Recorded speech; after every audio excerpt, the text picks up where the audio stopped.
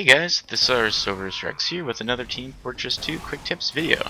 This time I'm talking about the Direct Hit, a primary rocket launcher for the soldier that replaces the stock rocket launcher. You can get it through drops, crafting, and purchase, but the easiest way to get it is by getting 11 soldier achievements. This can be a deceptive weapon for new players. When I first got it, I thought, hey, a new launcher, it goes faster, who cares about the reduced splash zone, so it'll win. Well, it took me a while to figure out that this is not an upgrade, as with many weapons in TF2, it's more of a side grade, if that, but it's a really fun one to use when it all comes together. The Direct Hit's rockets go 80% faster than the stock launchers, which means it's actually faster than the Huntsman's arrows. The Direct Hit on an enemy deals 25% more damage than the stock launcher too. That's the good part.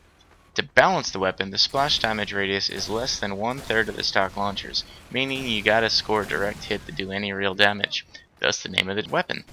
This reduced radius doesn't apply to rocket jumping, so your technique doesn't really need to change.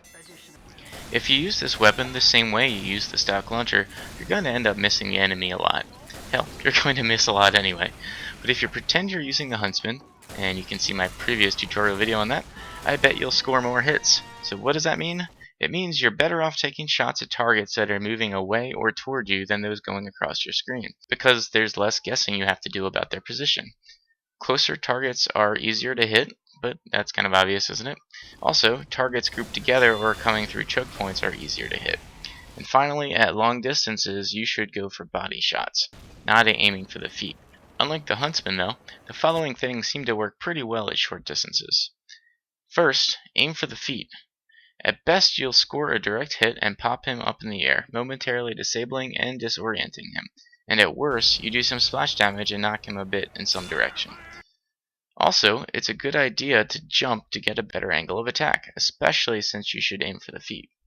And lastly, speaking of short distances, you'll find it weirdly easy to hit players, and because of the reduced splash radius, you'll take less damage.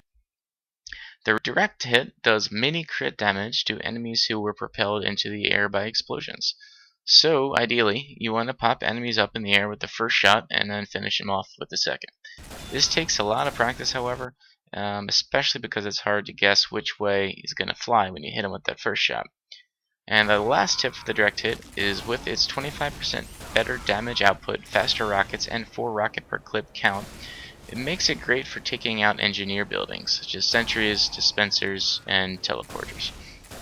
The direct hit can be the most frustrating or the most satisfying weapon in the game. Sometimes it all comes together and you'll be wiping up the entire enemy team. Scouts go flying across the map, pyros explode into bits, and all is good in the universe. Then other times you'll empty your entire ammo supply without hitting anything. Try and take these tips into mind when you play with the direct hit next time. Hope this helps out your game. And give it a like if you liked it, and I'll talk to you guys later.